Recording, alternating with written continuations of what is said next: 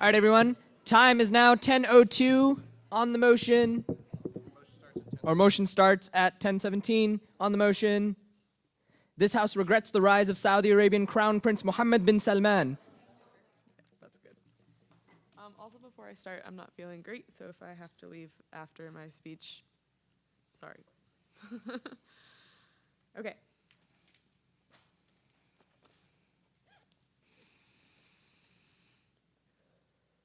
In a new age of stability in the Middle East, there is one threat to that stability. We believe that that threat has been the rise of Prince Mohammed bin Salman. We think that since this is a regrets motion, we don't necessarily have to prove that there's a counterfactual or that we would rather have somebody else in office. All we have to prove is that Prince Mohammed bin Salman has caused negative effects for Saudi and for the region as a whole, possibly the world. We also think that since this is a regrets motion, this means that we have to show that we would prefer a world in which Salman did not rise to a world in which he did. We think that this House is the global community. We think that his rise is his consolidation of power and his acquisition of power within the Saudi government. So a little bit of background to start today's debate. Salman took office in 2015, and he was one of the youngest princes to ever take the mantle. He exercises authority with his council. We think, however, something that's pretty important is the way that he works within his council. He technically uses them for advice, but oftentimes makes rash decisions. We think additionally that he has been making a lot of liberal moves in Saudi. There's been a lot of new changes that have been happening. For example, the new liberalization of a lot of different women's rights issues. We also think, however, that there's another more insidious side to changes that have been happening within Saudi Arabia. We think that this looks like the bombing of Shiite rebels in Yemen, and we think that this is an atrocious human rights abuse which has caused many civilian casualties in a country like Yemen, which does not have the ability to fight back at this point in time. We think that additionally, Saudi is majority Shia, and even though they are liberalizing, there's still a lot to be done. There's still a lot of Sharia law that occurs within Saudi, and we think that this is a pretty big problem. We also think that another problem with Saudi is that non-Muslims aren't currently allowed to get citizenship. It's really hard to enter or exit Saudi. If you've even stepped foot in Israel, you're never going to be able to get into Saudi Arabia. Yes? Okay. All right, so first point, we think that small liberal concessions are only a distraction. We think that similarly to how Trump is using the 24-hour news cycle to protect against his atrocious foreign policy decisions, we think that Salman is doing something similar. He uses small liberalizations within the country to distract the global community from actual atrocities that are happening. There's a reason that the news cycle is covering the liberalization of Saudi in terms of making new grounds for women rather than these airstrikes that are happening against Yemen. We think this is a pretty big problem because it means that it allows Salman to continue his actions unchecked. We also think another problem is that Salman has created what is virtually a monarchy. Because of the nature of his undemocratic state, we think that there's no way to check back against that form of power. This is a problem for three main reasons. We think firstly, we think that he's constructed a personality cult. This means that it's really impossible to separate Salman from Saudi in a way that is harmful to the Saudi people because they have become too dependent on him and his policies. Secondly, we think it's pretty problematic that Salman has been silencing his dissenters. This is another way in which he consolidates power and seeks to distract against, but uses the liberal concessions to distract against this acquisition of power. Thirdly, we think that he prevents exit. And this is going to be the most important way in which Salman is abusive to his people. We think that when you're talking about freedom, there's two different ways that you can exercise it. One, you can use your voice.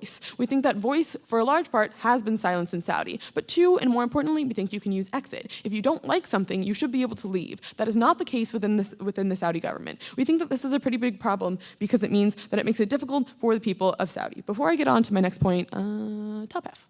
So Saudi Arabia, before Prince Salman, was already a monarchy, and there's already a personality cult around your kings. What is the unique difference in this prince? So the reason that I put this under the liberal concessions point is that he's using the guise, the facade of being a more liberal and more democratic ruler when in fact he's not. And this is a problem because it means that it allows the global community to allow him to continue to do these things without checking it, at least before people knew what was going on and could address it appropriately. So, second point, why does the rise of Salman lead to unrest? We think that there's been an interesting history in particular between Saudi Arabia and the US in recent years. For example, Trump has been purchasing a lot of securities within Saudi Arabia, has been purchasing a lot of oil, and making a lot of business ties.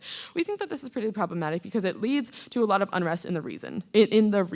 We think that the logic that Salman embodies is problematic. Salman views Saudi Arabia as an enterprise, as a business. He has been raised with a silver spoon in his mouth, and as such, only views Saudi as a means to achieve an end. So we think that this is a problem because it means that he doesn't have the best interests of the Saudi Arabian people at heart. No, thank you.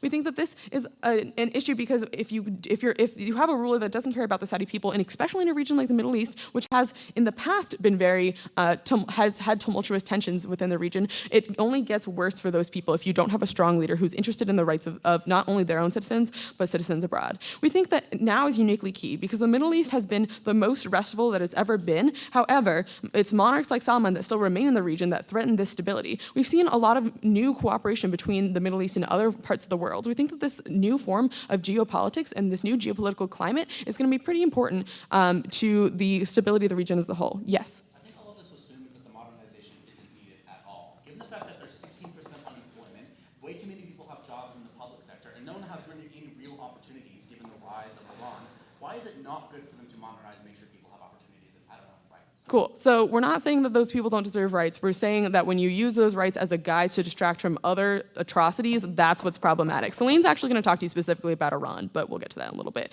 Additionally, we think that stability in the region is really important at this point. Because we have Salman in the region who's interested in business ties, we think that it's pretty likely that he's going to look for business partners. We think that one business partner could be Trump, but another business partner could be Russia. This could be particularly dangerous because at this point, Saudi is at a time where they need to pivot. They're either going to pivot to Russia, which would be bad because it would increase the power of the Iran-Russian axis, or they're going to pivot to the US, which would be bad because it would lead to even more instability in the region because people don't want the US involved in the Middle East. Makes sense. We also think, lastly, that if Iran gets more power in the region,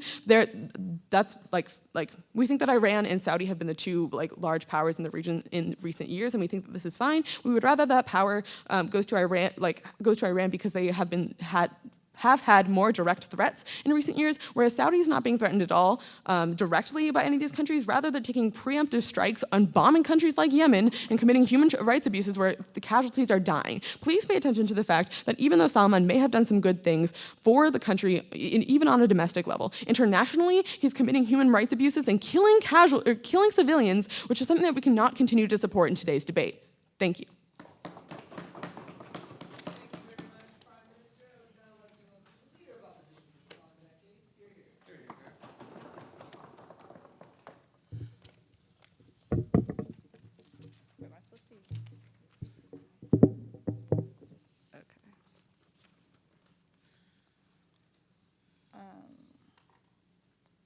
Okay, so I think the first thing to understand is that the opening government has some misunderstandings and mischaracterizations of the problems facing Saudi Arabia and why exactly it is so important that Salman has consolidated power and provided steps to modernize and progress the Saudi Arabian country in a way that's better not just for the function of Saudi Arabia itself, but for the stability of world politics in general. So before I get into some positive matter for why Salman's rise should be preferable to his predecessors, I want to do some rebuttal from what we've heard from the Prime Minister just now. So the first thing she talked about was how Salman uses his liberal ideas to serve as a distraction in cases of things like Yemen, for instance. So I'll clash with this more in one of my other points, but I think what we're going to bring to you on opening opposition is that in the long term, the best solvency for this kind of escalation of conflict in the region is actually the modernization of Saudi Arabia and bringing it to the level of modern countries that are able to then increase your alliances and relationships abroad. Okay, the Prime Minister also talked about the idea of monarchy and talked a lot about how Salman somehow has this guise of democracy that is really bad. First of all, I don't think this is true. There's no guise of democracy under Salman's rule. The monarchy has always existed and is widely accepted by the Saudi Arabian people. People don't think he was a democratically elected leader. They know he's a prince and they're okay with it. I think what's different about Salman is that he has actually spoken out against corrupt leaders, against other princes in power, and that's a really important declaration in and of itself, as I'll get into more in my positive matter. Okay, and then finally, another big point that OG brought to us was about the unrest, and here they talked a lot about geopolitics and relationships. I think, first of all, the first thing is that all predecessor, she talked about how Salman has a lot of self-interest, which is really bad for Saudi Arabia. I think all his predecessors were exactly the same and worse, so we cannot prefer a world where Salman has not risen to power in that. We think even if Salman has some level of self-interest, that's not unique to a global ruler, and I think at the point that he's increasing freedoms for groups like women, cracking down on corruption, and increasing the modernization of Saudi Arabia, we think that is preferable, and I think that leads to better alliances and better relationships with Western countries that OG seems to prefer. Okay, so what are we going to talk about in opening opposition? I think first of all, we're going to talk about the issue of corruption in Saudi Arabia, why Salman is better for fighting that. So what has Salman actually done as crown prince? He has already jailed and cracked down on corrupt power brokers, corrupt oil leaders, and more importantly, other corrupt princes within the Saudi Arabian framework. I think he's taking a direct stance against corruption in the entrenched forms of power in the country. We think this declaration is in and of itself an important step in the history of Saudi Arabia. Having this history of corrupt rulers and a corrupt monarchy, we think taking a stance against it and fighting the entrenched power is an important thing for him to be doing. And we also think it has some tangible impacts and solvency for why it's better to have a non-corrupt Saudi Arabia. I think when Salman cracks down on these corrupt oil leaders, for instance, corrupt politicians, it improves Saudi Arabia's status as an oil producer, which is important for the country and for world stability as a whole. So I think in terms of the country's own stability, this corruption hampers the country's ability to do things pay effectively and use the income from oil effectively to best serve its country. I think it leads to a more volatile economy within that country,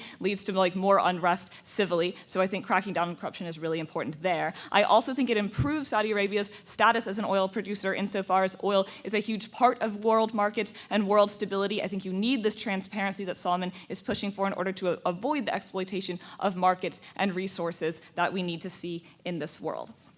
Okay, second point I want to talk about Salman is his effect on women and the liberalization thereof. So Salman has done some important things, right? So he's stopped the ban on female drivers. He's allowed women to go to things like sports games. He's increased their freedoms and liberalization within the country. And I think this is really important when we look at the perception of Saudi Arabia in the international community. What do they currently think of Saudi Arabia? I think the country is usually used as a scapegoat for the worst country for women's rights. Right? They have to wear certain clothing. They can't drive. They have no freedom. So I think Salman's policies help Saudi Arabia's public image abroad, makes it easier to curry favor, and pass policy that may be important to the function of the country. I think it's also independently good, we're going to tell you, to increase women's freedoms so that they have more power to build on and improves their rights in the future. I think it's an important precedent to set as Saudi Arabia is an influential country in the region. I'll take top half. Sure, so you're basically conceding that Salman is only using this liberalization as a tool for power to consolidate what he wants. Okay. I don't think they tell you why that's a bad thing. I think, insofar as every political leader has some self-interest to pass policy for their country, I think at the point at which he's using women and giving them freedom and improving their status in his country to maybe pass some policy, we think that gives two benefits to our side of the house. I think that's fine. Okay. And more importantly, I think it's important to look at the point at which his predecessors were incrementally worse, they were fundamentalists, they didn't support women's rights, you had no chance of progress. We prefer Salman for his ability to actually have solved and improve tangible benefits to women. We think this is a very good thing. Okay. So the next thing I want to talk about is the modernization of Saudi Arabia generally and what Salman's policies have been doing for the country, again, both looking at Saudi Arabia specifically and then in terms of geopolitical alliances and its impact abroad. So I think when you see Salman doing things like opening the cinemas for the first time in a very long time, for allowing people to go to sports games, for pushing for more things like modern technology, pushing to develop Saudi Arabia to a more modern service-based economy, I think these are really important things. Why are these small things like going to the cinema, going to sports games, why are they important? I think for two reasons. One, they're things that are shared globally and tend to be more homogenous experiences abroad. I think that gives some uniformity to the experience. It leads to more cultural similarity, which is important. I think there are also aspects of communication. Again, you have more cultural exchange. You have more ability to connect with other states on this level of this shared experience. So how does this help Saudi Arabia and the world? I think, one, you get less hostility to Saudi Arabia if other countries feel this more cultural connection. You feel more culturally similar. And I think this leads into some impacts in terms of long-term world conflict. And here we can clash with their points about Yemen and what Saudi Arabia is currently doing. Because we think if we look long-term, in the long-term view, this progressive ideology actually solves for a long-term reduction of conflict. Why is this? We think as culture becomes more like other international powers, we think that it's less likely that a war breaks out based on cultural misunderstanding or cultural hatred. We think this is seen in the status quo insofar as countries tend not to go to war with other like countries that have more amiable relationships with. So we think as Saudi Arabia moves to be more progressive and more modern, and other countries and other Western powers feel more connection to Saudi Arabia, they're able to build upon these relationships and pass more peaceful policy to reduce the conflict and power mongering abroad. I'm very proud to oppose.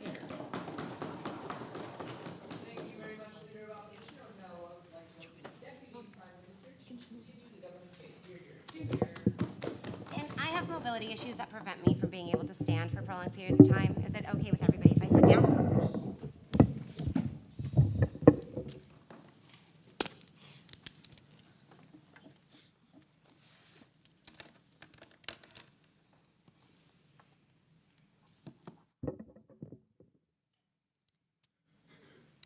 The previous speaker ignores Jillian's analysis as to why Salman specifically is unique because of his cultivating personality. The difference between him and his predecessors is that while we do not prefer his predecessors, we do prefer the ability to be able to check back against their actions because we knew where they stood, as opposed to this cultivating personality that Jillian tells you that silences people both abroad and at home. We think that this is especially problematic when there is no mode for check back from the citizens, but when the global community accepts them. They tell you that somehow the ability of opening up cinemas is going to decrease a regional war. I'm going to tell you, Shape of Water was good, but it can't be that good.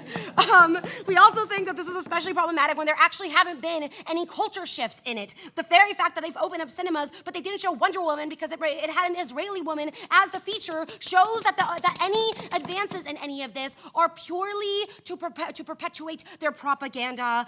When they tell you that it's important, that when they tell you that he's cracking down on corruption, they're ignoring that Jillian's analysis on how he's actually using this platform to be able to perpetuate his own corruption, like his ties with Trump. I'm going to tell you about that a little bit more. They tell you that it increases their status as an oil producer. Yeah, so does bombing Yemen and banning any trade with Qatar. We think that that if they're willing to go as far as to have civilian casualties in order to cement their power as an oil producer, which already in the status quo, they need to show why now is a good time for that to happen when a good portion of the world is moving away from oil consumption is good. We think the fact that they're going as far as literally as banning trade with countries like Qatar is problematic. They're telling you that it has an effect on women. Listen.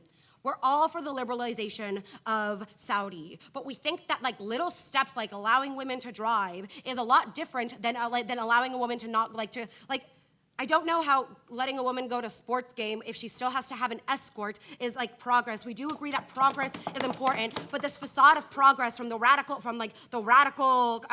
conservatism is not where we're gonna go. I'll take top half. Okay, but at the point at which women did not have that right before and had far fewer rights, how can you say that is not progress, that is not a positive change for women?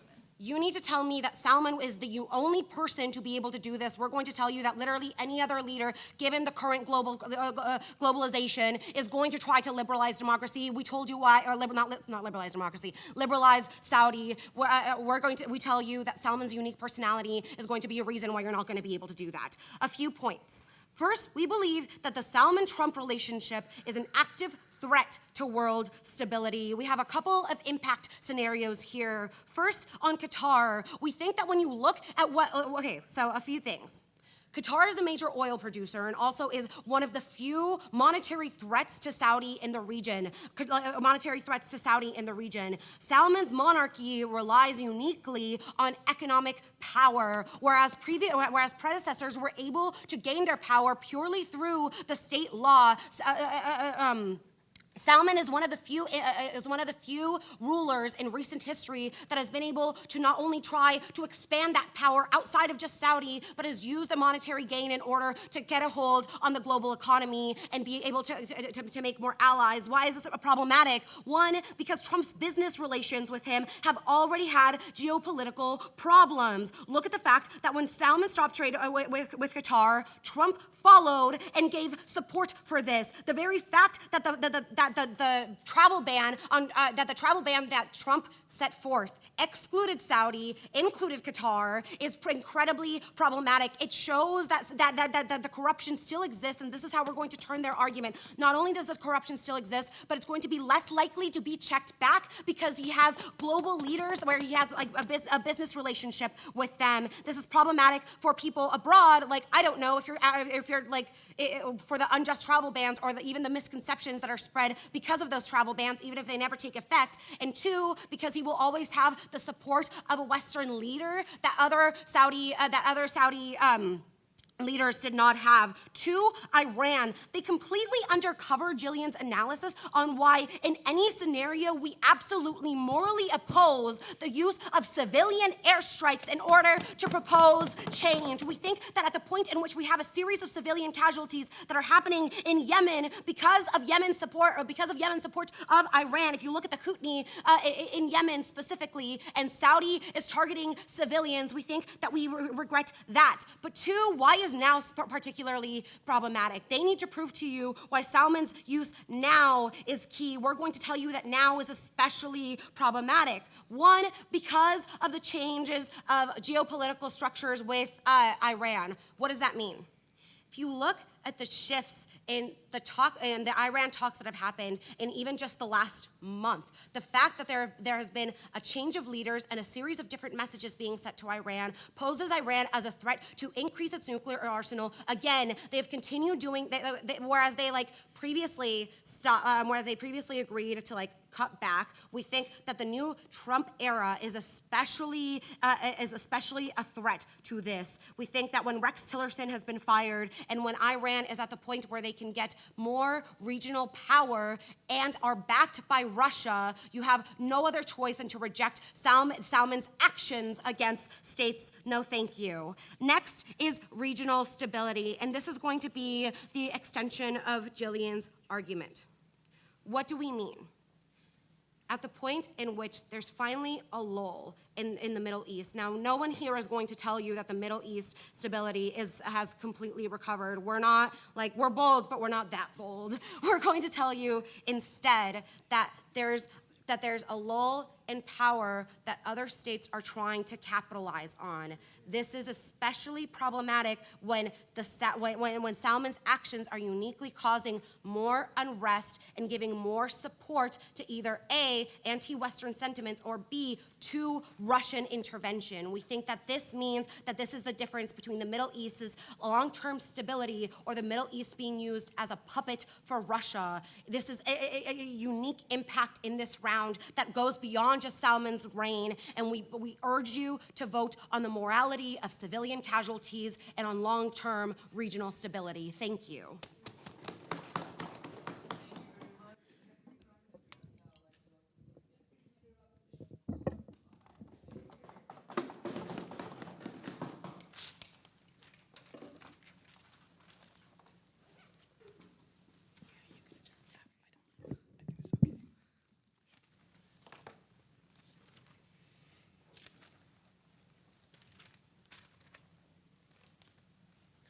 What the opening government fails to do is to uniquely tell you why Salman is so different from his predecessors, and why we should regret him. What I'll bring to you in this speech, first some quick refutation, and then talk about the religious nature of Salman's reforms and to see why that is good for conflict in the region and for the global community.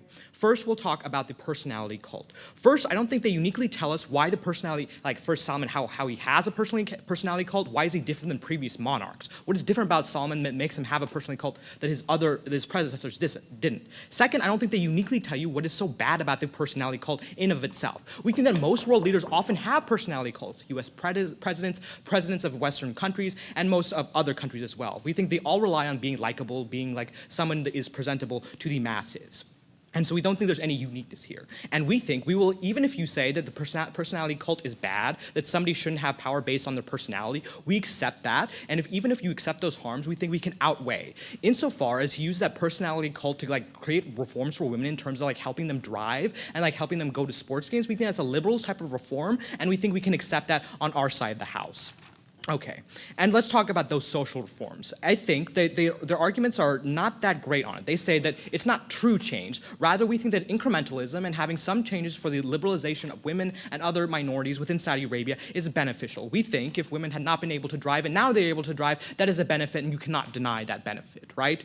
Okay, and so their overarching argument here is that he uses his personality cult to do other different things. Let's talk about their corruption argument. They say he uses a personality cult to like be corrupt and have deals with Trump and stuff like that. First, they don't really refute any of our argumentation about how Salman deals with corruption himself. At the point, you should look at the evidence. At the point when he jails 40 princes for being corrupt, for taking money on the side, we think that's a more positive indicator than just his having some business dealings with Donald Trump. And furthermore, we think this is an important signaling measure as well. At the point when Salman says like corruption is no longer allowed in Saudi Arabia in 2018, at the point where even if Salman is corrupt, we think there's a greater possibility he's held accountable, or he would at least have some like reservations in being more corrupt at the point where he makes a public declaration to his people and to the international community that he's fighting corruption. We think on both those points, no thank you. We're advantageous on that point. Let's talk about some of their fine points about international relations. First on Qatar. First, we don't think Qatar is a huge threat to Saudi Arabia. They say Saudi Arabia's power is based on their economic and oil production. Well, Saudi Arabia is the #1 oil producer in the entire world. I don't even know if Qatar is in like the top 10. Okay, so we think the economic power that Saudi Arabia has with its oil production massively outpaces Qatar, and so we don't think the economic power is threatened by Qatar in that manner. Second, let's talk about Trump. Okay. So we think that like their arguments about Donald Trump and how there's a relationship between Salman and Trump are not that well founded. They don't provide us very good evidence that first, even if there's a business relationship, why is there a relationship that is dependent on like policy and changing? Well, they don't give us any evidence that what Salman says Trump will go along with, or vice versa. We think that there are many types of business relationships, even between like powerful people and world leaders, that don't lead to like policy changes on the terms of like governmental policy. So we don't think they prove to you in that link chain. Secondly, they talk about Iran in terms of like the nuclear deal. First, we have to say that Saudi Arabia, we don't think has a lot of influence on this. At the point when the deal was between Iran and the P5+1 group that included like powers in the UN Security Council and Germany, we don't think Saudi Arabia has a direct influence to like invalidate the agreement or even convince Donald Trump to invalidate the agreement. We think they don't have any solvency on that type of thing.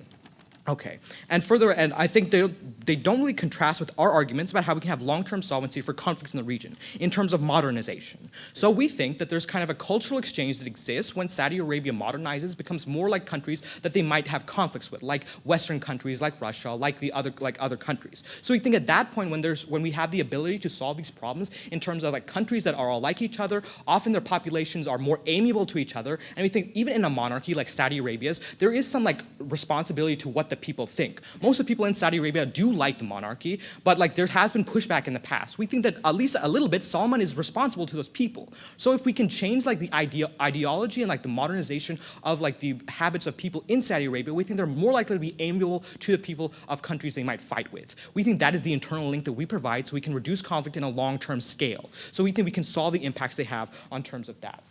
Okay, so yeah, I'll get to you. Back half actually.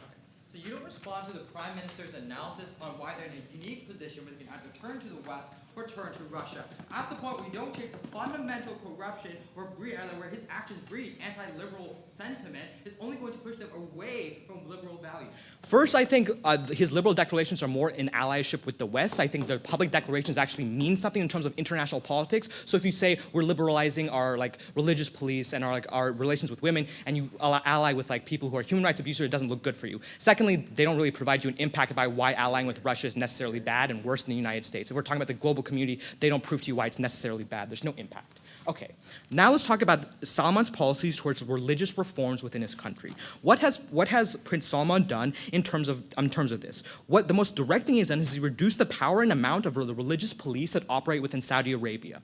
What does this mean? First, I think this is most important in terms of, one, we think it's good because people should be allowed to express themselves freely. If they're not follow Islam, we think it's right that they should be able to not be persecuted because of this. But we think what's even more important is the signaling effect this sends. What does this mean? We think it sends it to three key groups: princes, clerics, and the population at large. So first, we think it sends a message to his fellow princes that we think that this era of like the past era of Islamic fundamentalism in terms of like state policy might have changed. So we think that as long as he sets a precedent for the princes that come after him, we think it's good that he came to power in terms of like influencing power for the future. Second, in terms of clerics. Clerics have been kind of like a very important and influential class within Saudi Arabian life and Saudi Arabian politics. What does it mean when he reduces religious police and he has like these reforms in terms of liberalizing religion or reducing the power of religion? We think when he like chooses to do these things, it sends a message that the kind of like conservative ideology and religious ideology that has been common in the past is no longer going to be as tolerated. Clerics are the ones that create the kind of like religious feeling within the country, and we think at the point when clerics get the message that this is a new type of leader, they're less likely to spread their conservative ideology to the people. So we think this has the tertiary effect on the population at large. What are the impacts of this? We think this is good for kind of the religious conflicts that are stoked and are often a big problem within the Middle East. You can look to the issue with Saudi Arabia and Iran, often a conflict over religious tensions between Sunni and Shia Muslims. We think at the point of the Wahhabism that is practiced by many of the clerics within Saudi Arabia, at the point when clerics feel like they're influenced and they don't have the support of the crown prince and to spread these conservative ideologies, the difference between the religious tensions between the Sunni and Shia people, like between Saudi Arabia and Iran, become lessened. We think at that point we can solve for these broad like sectarian violence that exists because of religious tensions. Because of that, we think we solve the war impacts that are brought to you by opening government. We are proud to oppose.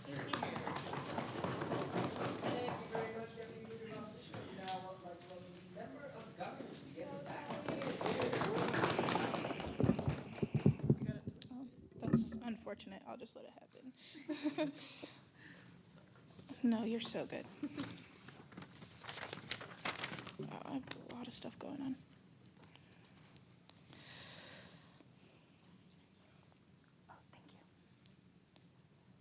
We think that top half misses the boat when they talk about like the difference between incremental change as opposed to like extreme change, right? But when we tell you on bottom half that all the change that's implemented by bin Salman creates an illusion of change, we think that you're going to vote for us, right? We think that that's how we address their major point coming out of top half, right? That we don't exactly prove why like progress in the name progress as a tool to obtain power is bad. We think that when it creates the illusion of change and that actual change is not actually occurring, that's when it's problematic, and we're going to address that. Okay, going into a little bit of rebuttal. One thing that we really disagree with is that well, actually, one thing we just want to address is they talk about like the removal of corruption by bin Salman, right? But they never engage with what top half tells you and how like his response is able to just cover up his corruption and his unethical action, right? He can say, oh, because I removed all of this corruption, therefore, like none of my corrupted action or none of my unethical action actually matters. And that's something that they don't address on their side of the house. Okay, another thing that we want to talk about is the fact that like the prince's actions don't actually solve for like the underlying ideology that prevents like certain social movements, right? Like, for example, let's talk about specifically women, right? Like, we think that a lot of his policy, just because he's leaning towards liberalism, doesn't solve for that ideology that prevents women from obtaining like social political capital, right? And we think that that's something that we have as key in our side of the debate. And so I'm going to go into my positive matter, and essentially my positive matter consists of this. His authoritarian approach to liberalizing policy breeds resentment against the feminist movement in the Middle East or like Western liberal democracy as a whole, right? How does that happen? Let's talk specifically about the effect that it has on women, right? His declaration allowing women to drive, this is like a common theme that we've seen through top half, right? The problem is that it was a declaration, right? People didn't have a say in it. What happens? We think that the majority feels as though they've been silenced, right? Because they don't agree that maybe women should be driving, right? Maybe they don't agree that women should have the rights to be like, I guess essentially mobilized on their own. And like, Celine addresses this, right? When she talks about how like women being able to go to sports games isn't significant if they have to have a male escort. Like, we talk about the illusion of change here because why? It doesn't solve for the underlying socio-political ideology that causes women to be this oppressed, right? We think that that's the main problem here, is that the fact that everyone else who believes this is silenced is not fair. Like, it essentially creates like this silencing effect within the majority. I'll take back half. I'm a little bit confused here. Saudi Arabian population consists of 70% individuals,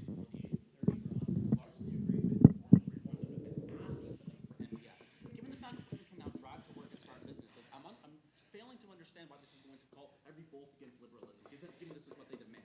Okay, yeah, but here's the problem. The fact that the people did not have a say in the policy in the first place is the problem, right? The fact that there is, when we tell you that it's a declaration rather than like a vote or like a referendum, we think that that's the problem, right? We think that the people should have the right to vote into this and have their say taken into consideration. When we tell you that the underlying social political climate is not being addressed here with this policy, that's the problem. Okay, all right, so let's go into why that matters and like what next, right? We think that at the point where Saudi Arabia becomes a breeding ground for resentment against progress, liberal progress, we see a serious, and the policy acts as like that illusion of action, right? People automatically assume, sexism isn't a problem anymore, or international relations aren't a problem anymore. Why? Because we have these umbrella policies that are taking care of the problem, right? We think that that's a serious problem because it creates that illusion of action. It creates a veil of ignorance for people to say, oh, yeah, like this doesn't actually exist, or this is taken care of now, and we think that that's a serious problem, right? Top Half touches on this when they talk about how removing corrupted officials helps him to cover up his own unethical action. We think that that's a serious problem, right? Because all of a sudden that issue is covered up by this illusion of action, this illusion of fighting oppression for the most oppressed, right? We think that that's the biggest problem here, and so it breeds that anti-woman sentiment, and there's actually no real social change. Okay, what does that mean for the population of Saudi Arabia, right? What does that mean for them? Those who are silenced, it means two different things, right? For those who are silenced and for the female population. Let's start with the female population. The female population is suddenly dichotomized, right? The female identity in Saudi Arabia is suddenly dichotomized.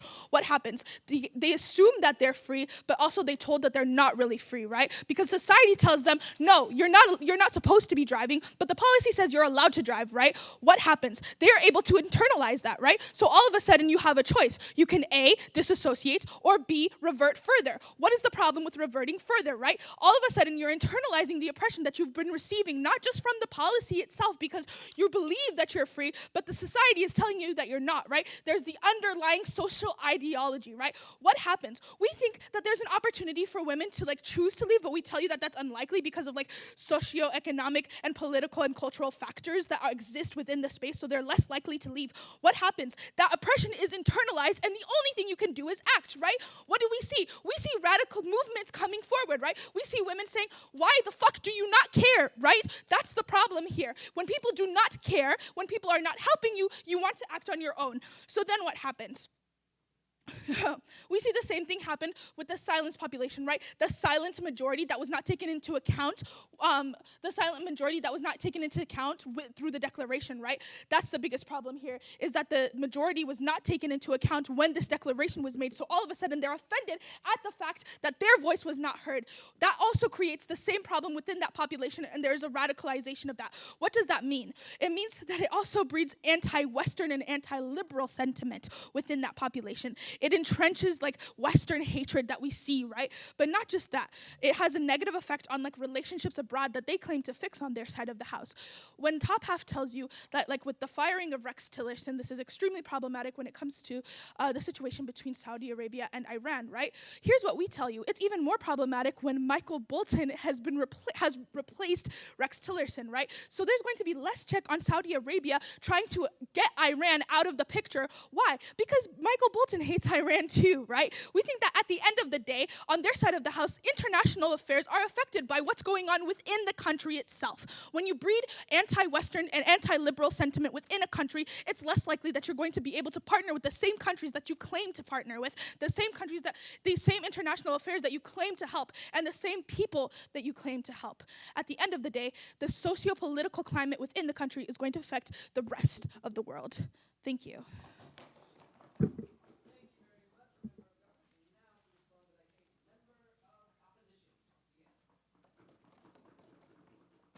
I want a table.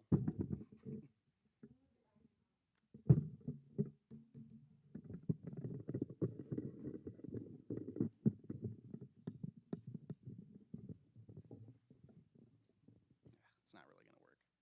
No, it's okay. I'll figure it out.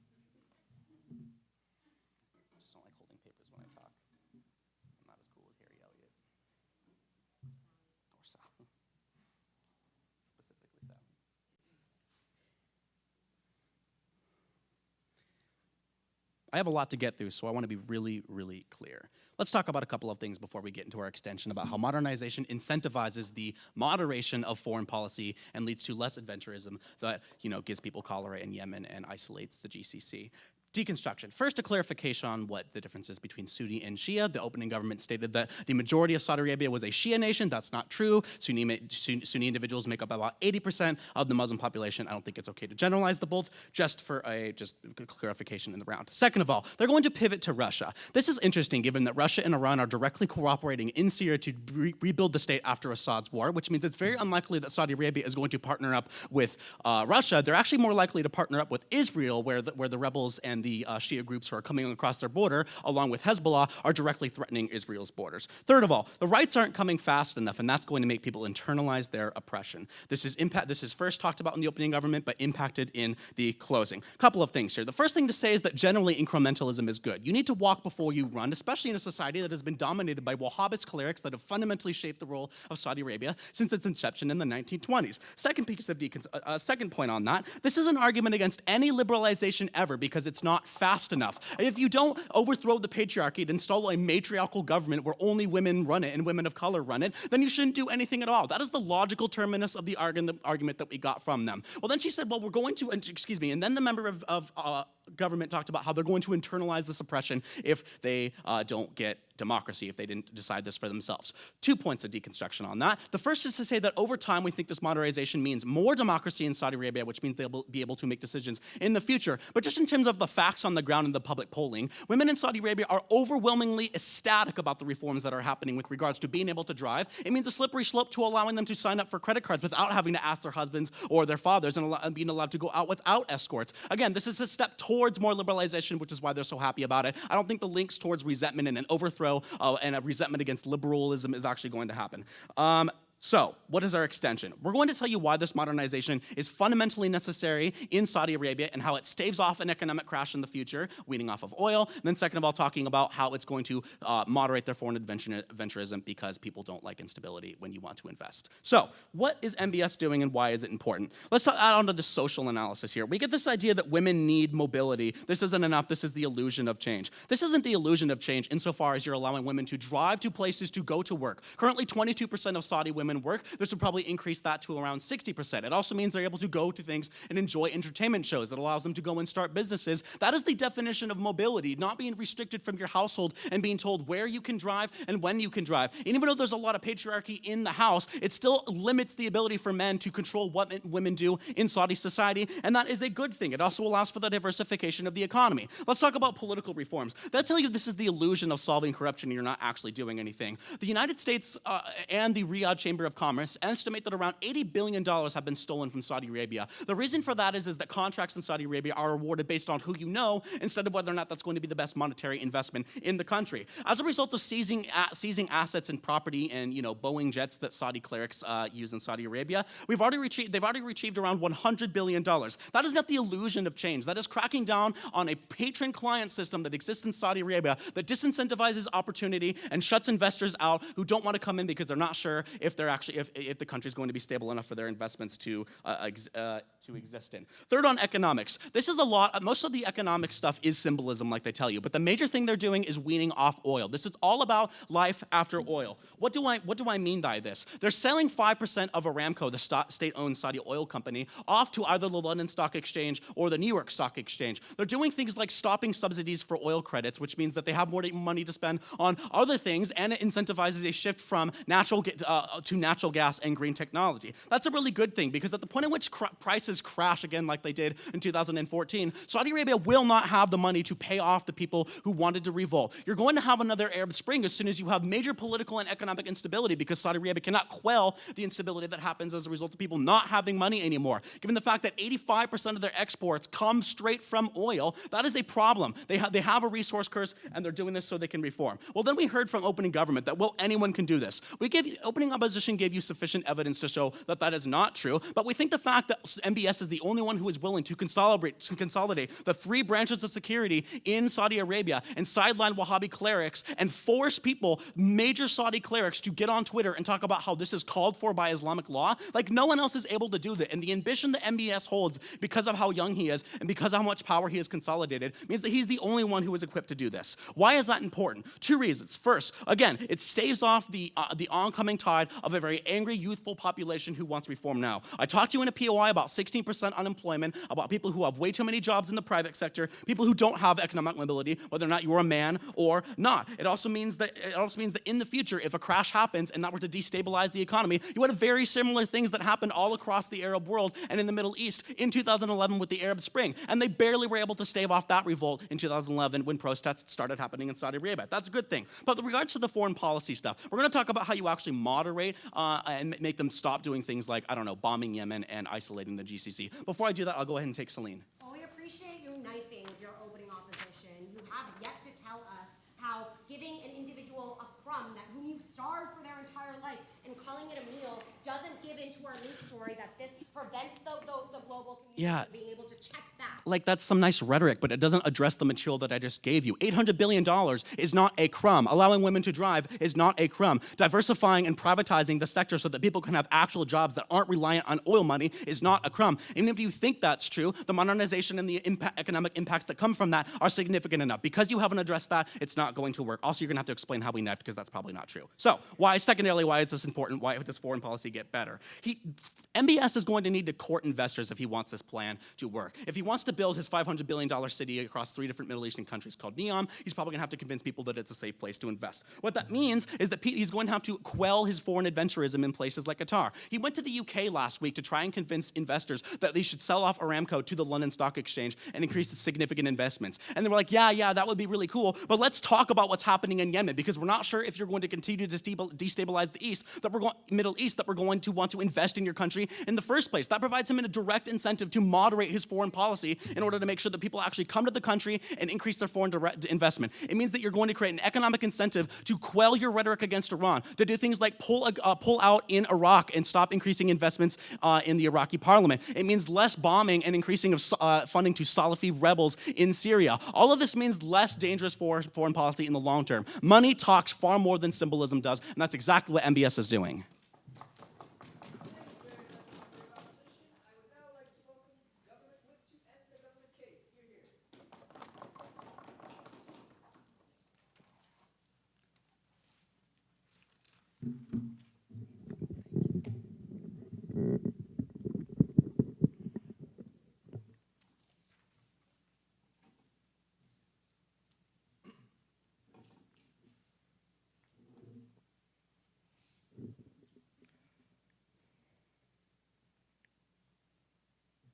While we respect that opposition believes certain actions will necessarily guarantee future structural change, I believe that government bench has done sufficient analysis to show you why the societal ideologies inherent within the Saudi society is not going to change just because we allow women to drive. We fundamentally believe that they have not engaged with any of Sally's material on why necessarily the powers that be who own the majority of resources have been excluded from the decision-making process of the prince, which will alienate them, as well as potentially alienate other nations who we want to liberalize when they see that the exemplar of liberalization is Saudi Arabia, who is bombing Iranian civilians, something they do not contend with on their side of the house. 3 primary questions in today's debate. First, is there a veil of ignorance, not the Rawlsian principle, Sally's argument? Yes. Second, does this moderate foreign policy? And finally, does this entrench oppression? So for the first question, is there a veil of ignorance? Sally begins this analysis when she fundamentally tells you that the liberalization is merely a facade. It's a symbol that covers up the Crown Prince's own corrupt oppressive acts. They say that no, that's not true because women can drive now. That doesn't change the fact that the Saudi prince is bombing Iranian civilians, right? If he is doing unethical things, that's 2 steps back, that does not amount to incrementalism. We fundamentally believe additionally, when you don't contend with the fact that the majority of the society, in terms of the patriarch, in terms of the people who hold the most power, have been completely and directly alienated by his actions, you have fundamentally cut them off from the decision-making process, which creates anti-liberalization liberalization sentiment, which is fundamentally problematic towards the long-term goals of liberalization. If we want to talk about inclusivity and representation, when you look at the people who hold the most power, something that your side has not fundamentally changed, the distribution of resources, you have not contended with that. You've only further alienated them. Why does that matter? Well, what we get from opening opposition is, again, more rights, cultural homogeneity, which means that, the Saudi Arabia would necessarily contend with more like liberal countries. We think opening opposition does a sufficient job of explaining to you why that's not necessarily the case, especially when, like, the new national security advisor is probably going to allow Saudi Arabia continue. It's like for airstrikes because he probably supports it in the first place. We fundamentally tell you that it's not necessarily going to ensure further liberalization in the future. And secondly, they say that it sends a message that this is unacceptable. We think that that's a moral inconsistency in the sense that the Saudi Arabia is engaging in unethical actions himself. If he's doing so, but he's also cutting people off from inclusion within the representation, they're cutting them off from dialogue, you're necessarily morally inconsistent with the principles of liberalization, which includes representation and inclusivity. We think when you say you don't get to talk in this, and yes, sure, like the ends are sometimes nice, but we tell you if the means are unjust and it necessarily puts you back decades in terms of social change, it's not justified, right? So Sally explains to you that it creates anti-sentiment both within the nation. I've already addressed that. But how does it create change outside? Sally explains to you that, yes, well, sure, in Saudi Arabia, some people will crack down. Families are like, women still experience societal, cultural norms that are necessarily patriarchal in the family place, in their daily lives will deter them from that. I'll get more into that in my third question. But it also deters other countries from liberalizing. How so? Well, Sally explains to you that when other countries look to Saudi Arabia and they see them being associated with liberal values, it'll necessarily also have to look at the unethical actions they contended with on a foreign level. When they look at those two, they couple them together, they'll get a negative perception of liberal values. It'll feed into anti-West sentiment that necessarily deters people from liberalizing in the future. If our goal is to bring more inclusivity and representation to the world, we fundamentally believe this is antithetical to that goal. We believe it's fundamentally problematic, which leads me to my secondary question. Does this moderate foreign policy?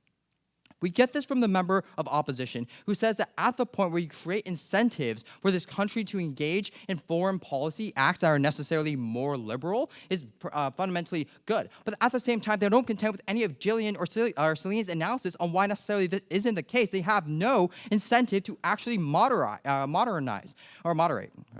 So the reason this is the case is because, again, there's no check back on them. When the president himself is willing to come to their aid, even if they've engaged in necessarily illiberal actions, you can see then that they're rewarding the opposite of what opposition wants you to believe. When you see that the new security advisor is probably also going to turn a blind eye to their case, you'll see only that the crown prince will get further support that his actions aren't going to be checked by Western powers. Well, yes, again, the fundamental difference or comparative here is that we say the means don't always justify the ends, and the ends don't always justify the means.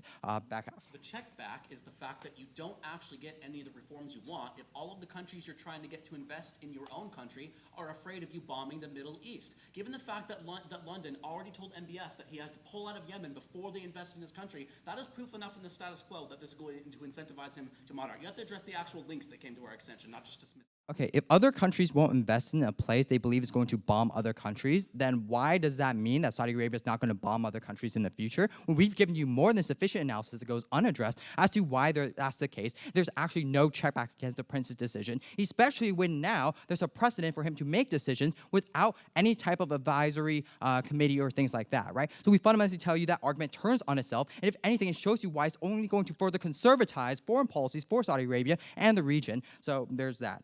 The final question is, does this entrench oppression? This is where Sally's unique material comes to light. Sally explains to you that the primary, she engages in stakeholder analysis when she goes into the daily lives of Saudi women. Yes, they can drive now, but does that necessarily mean they'll drive? What we fundamentally tell you is that there are still societal, religious factors that plague their everyday life that are like specters that keep them from necessarily engaging or actualizing their rights. Yes, you can drive, but when you drive, you potentially face the risk of your entire family turning their back on you because you fundamentally turn against some type of societal norm that they've adopted for like generations, we think that's fundamentally problematic. Yes, sure, a majority of citizens under 30 believe in liberalization, but at the same time, when the minority holds the most amount of power in terms of resources and political capital, that doesn't necessarily mean that the changes you've made in the status quo will be sustained. What happens after the Saudi prince steps down? What happens after his reign? We fundamentally tell you that these long-term structural, societal, cultural actions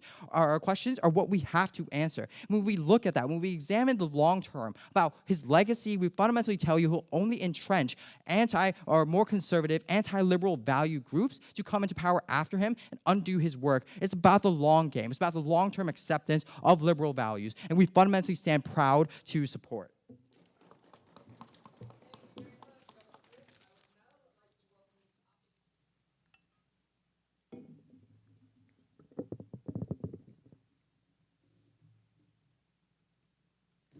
Like all international relations rounds, this one is just the same, and the crux is about stability. But we think it is important, honorable panel, for you to understand what that stability looks like and what the framework for this debate ought to be. We think that stability in this round ought to be both Saudi Arabian internal stability, allowing a country that will continue to be successful because we think the success of that country is necessary for then the peace in the Middle East, and secondly, tying into that, diplomatic stability. We think that you ought to vote today for the team that ends up telling you how that stability is achieved, and in today's debate, it has been my partner and I. There are 2 points in my whip speech today. First of all, is MBS's change genuine? Because that is the entirety of what we have heard out of government bench. But secondly, how do we best check back against Mohammed bin Salman in the long term? All right, first, is Mohammed bin Salman's change genuine? No, it's not genuine. He is doing the Game of Thrones, he is trying to sequester his power, but we think that's fine, because I don't think there's a single genuine political leader in the world. We think that what you need to understand, right, is even though we might have a constant Twitter tap into Trump's mind, we still never know whether that is actually genuine in the long term. It's never about the intent of the action, but it is about the action in and of itself, as well as the perception of that action.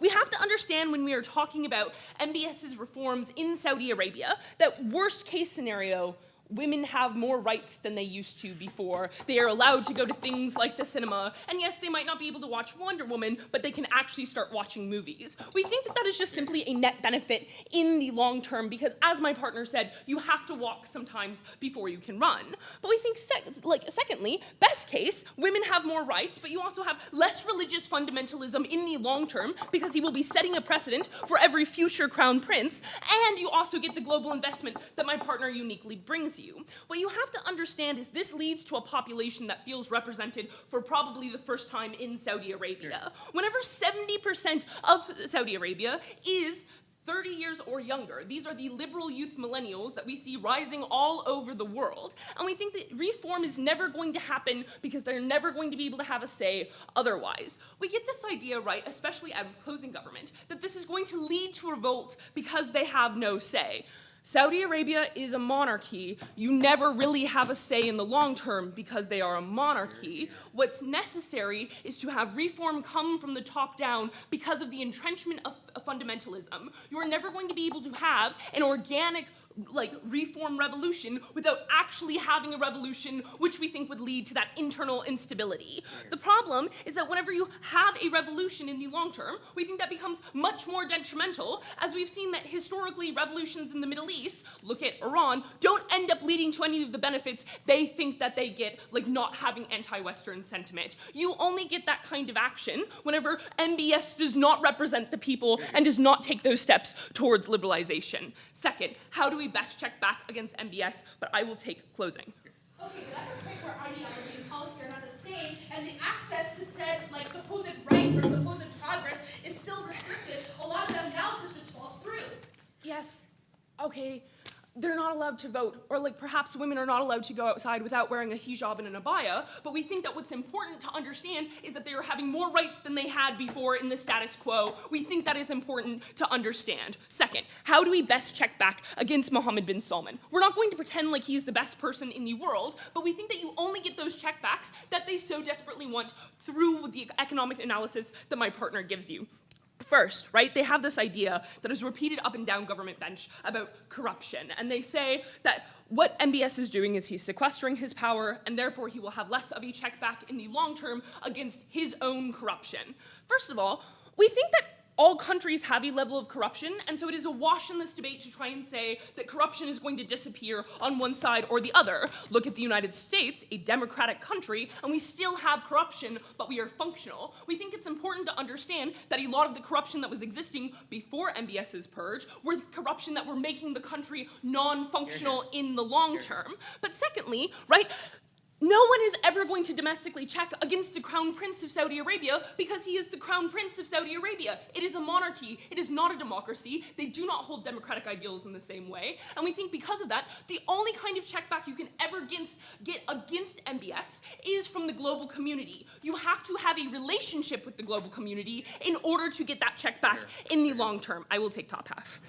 He's already just put strains on Qatar, justified Iran's payment to Russia, killed civilians in Yemen, convinced people that he's quote unquote woke. Stopping the actions that he's already done does not mean that we don't regret the rise of them in the first place. Engage with them. Okay, so this is the problem, right? It's like, I'm not going to say that MBS, again, is the best person ever. He has done horrific things. But we think that in the same way, we don't see China just snapping up islands in the South China Sea because they want to maintain a trade relationship with the United States. We think that is what we can expect out of a future with Saudi Arabia. We're not going to say they're never going to be aggressive. We think they're going to be considerably less belligerent in the future, and we are going to reduce those flashpoints. This is why it's important to have this global check back that you only achieve through economic analysis that my partner brings you. You have to understand in today's debate that they are being forced to wean off their oil dependency because that is the sole way that their economy functions. What this ends up meaning, right, is that they have to start making these sales. They have to start reaching out to the global community and saying, hey, we need to diversify our economy.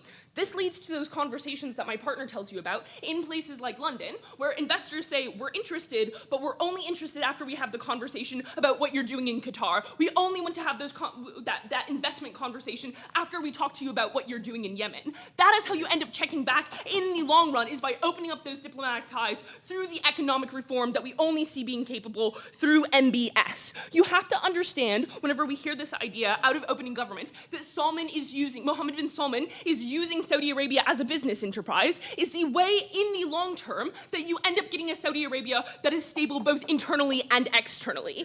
In the long term, you have to understand that the only way to ever moderate Saudi Arabia in the long term, the only way to prevent an Iran-Saudi Arabia war in the Middle East is through this economic cooperation, because my partner tells you how economic modernization leads to moderation in the long term. You get less dangerous foreign policy in the long term, as we have seen whenever we go to other countries and we say, you ought to behave better or else we won't invest with you. Money is what talks in this debate, and as unfortunate as it is, we think that only Mohammed bin Salman in power is how we end up getting to that conversation. Proud to oppose.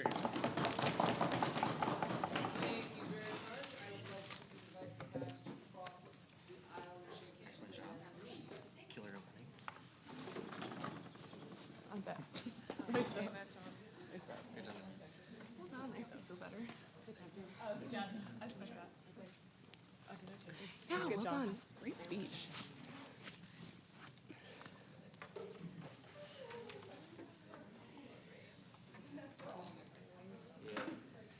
But like, sick.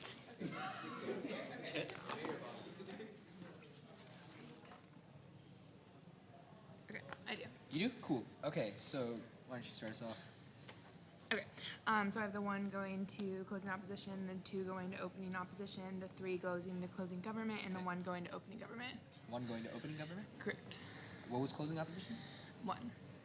You have 2 ones. Oh, 4. Sorry. Hold on. So 1 to closing opposition, the 2 to opening opposition, the 3 to closing government, and the 4 to opening government. Okay. Sorry. Okay. And on mine, I actually have OG advancing, but I also have CO in the 1. Yeah, so mine are more closely aligned to him. So I don't know exactly on rankings. I think I'm kind of more leaning towards a 1 to closing opposition, a 2 to opening government, and then the 3, 4.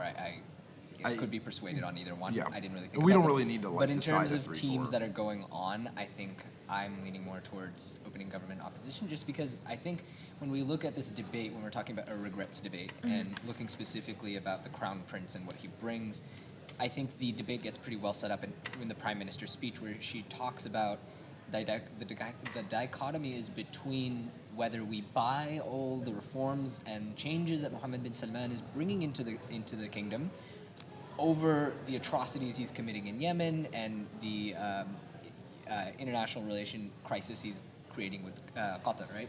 So, and I think the reason why I actually have opening opposition as either like a 3 or a 4 is because both of the speeches don't address it. And I think like opening government really sinks their teeth into that morality argument about like you have to basically accept his reforms at the cost of these civilian casualties, right? So I think because, at least for me as a judge, I did not get a proper justification for why I should overlook the civilian casualties in Yemen in accepting Mohammed bin Salman's reforms until I really get into the member of opposition.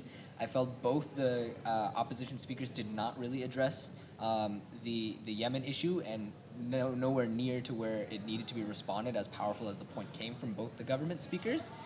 So that's why I had opening government like beating out opening opposition there.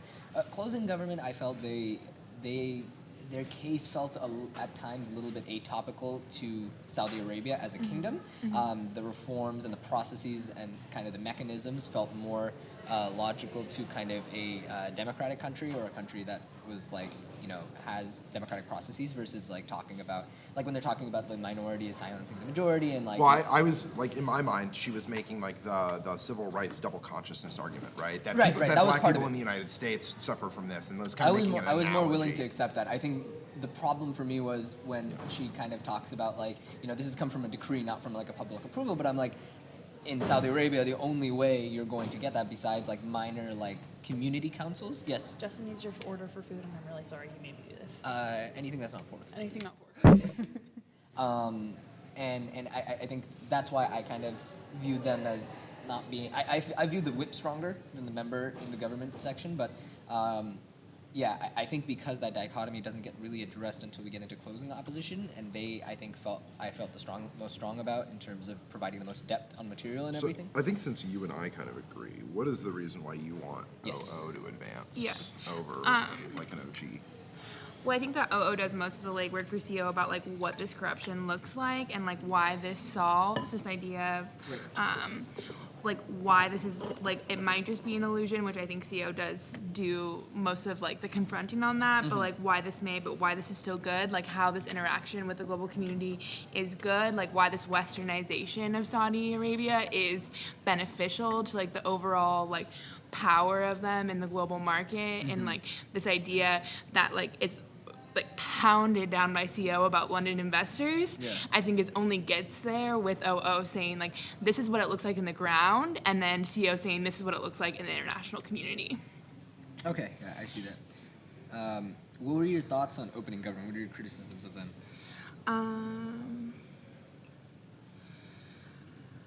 I mean, I think this like Russia pivot is like falls pretty short. I think this idea that like Qatar is like this huge factor, I think CO like adequately refutes, saying like Saudi Arabia is the largest actor with oil, and so like Qatar is fine.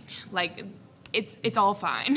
Like they are in power at this point, and I think a lot of that is halted on this idea of illusion. So I agree with you in terms of opening government. I felt the weakest part of their case was on that regional stability point. Yeah. I didn't really buy the political calculus on the whole Russia pivot. Yeah. The thing that, like I mentioned earlier, that I felt was the most damning for opening opposition was the lack of response to the Yemen point. They responded to the Qatar point, but for me that was not the strongest point. That was just a point that was coming out of opening government. I think the visceral image of Yemeni like children and mothers being slaughtered by the prince that we're being told to not regret on that side, because that does not get responded by opening opposition at all, and especially the deputy prime minister spends almost like 2-3 minutes of her speech talking about the Yemeni problem.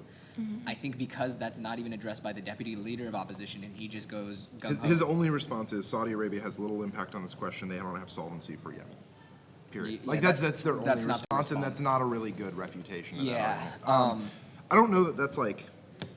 I don't know. Part of my problem with opening op is that they don't do a whole lot of internal link work early on in the debate, right? And I think a lot of the internal link and link work that comes out of opposition is I mean, so like you're right in that like opening op sets up like this economics argument, but there's never really dug into like the why the economics thing. And I think like the London investor stuff, the like selling off Saudi Aramco, like all of that is like really good internal link work that I think CO probably gets a lot more credit for than OO. Like, there's just a lot of like gaps in OO's story that I think CO does a really good job of filling in. I think on opposition, especially out of the DLO, I'm getting a lot of claims that are being shot out. But I think the link work done by closing opposition is a lot more tight in terms of linking those points to specific examples. Like, you know, we're saying this, but this is why that's going to happen, right? And I feel like that on the DLO we get a lot more. Like he talked, one of his more interesting points that I felt was underdeveloped or was not sufficiently linked out, which could have been an interesting point in the argument or in the debate, was the talk of the religious police in Saudi Arabia and how Mohammed bin Salman interacts with that. But he didn't give me any specifics about like what's changing, right? He talks about potential impacts of what would happen if this changed, but he doesn't give me specifically what the prince is doing to change that, what specific religious ideologies he's changing. You know, they give me some stuff about like being more accepting of other people, but I think that's just like a general religious reform argument and not specifically like what he's doing that's changing there. So that's why I think that argument doesn't really, that for me is kind of a microcosm of like their entire case, which is they're giving me a lot of interesting claims that if they're giving me the full links to, I'm more willing to accept them. But because I'm not getting like the tight links that I'm getting out of opening up or closing opposition for many of those same arguments, I'm more willing to concede to closing opposition on those grounds. I'm not making a decision. I'm just justifying. Totally. So you go. Yeah. You respond if you want. So basically, we all agree on CO. It's just whether OG or OO. Yeah, I think. It's two. I mean, I think we all that agree the- that CO is going and CG is not. Like we Yeah. made that Okay. decision. Okay. So we can just talk about like Top half. specifically. Yeah. So I mean, I think. Yeah. I mean, I could be swayed. I just think. Like similarly with like OO, some of the stuff is shallow. I think that OG, a lot of stuff is shallow too.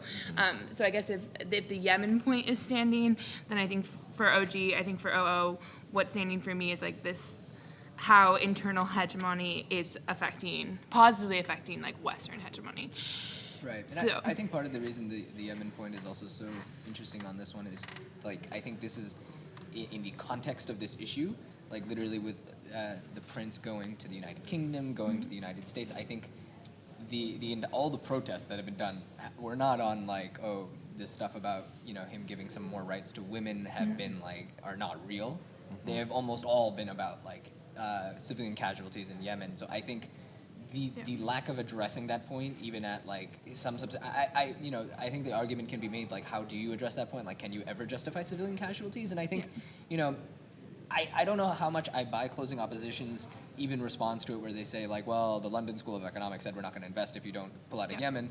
You know, I don't know how much I buy that, but like at least he's giving me something where they're saying like, well, there's hope that this could change in the future.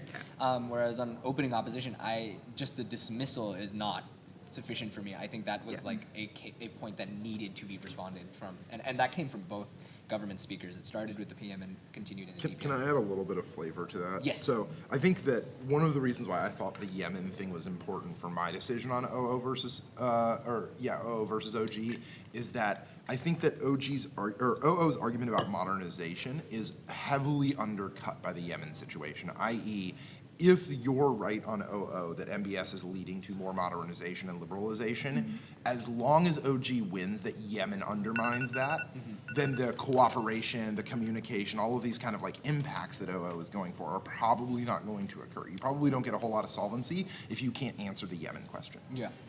You know? I also do like that OG stays involved a lot more in the debate. Like they're continuing, even like with CO saying like, but address Yemen, whereas OO seems to like step back and just kind of concede that the debate is moving on without them. OO does not engage any of the last back half speakers. Not a single one. Maybe that's just like from like selection bias of like we didn't call on you. Right. But I only noticed them stand up like once or twice towards the end of the debate. Yeah, I didn't track them in the debate, but that's what I kind of got a sense of. Okay, cool. So are we in agreement on OG and closing opposition going forward? Yep.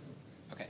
And then specifically, if we were to rank them, probably For me, it would probably be like a 1, 2. CO probably gets the 1. OG OG gets two. the 2. I would probably give OO the 3. OO the 3, yeah, and OG or CG the 4. Okay. Yeah. And I mean, again, like nitpicking, right? This is a good debate. It was very close. Lots of arguments were made. No, right? I was impressed. Cool. Can I borrow your pen? Yes. Right on. Well, go get lunch now.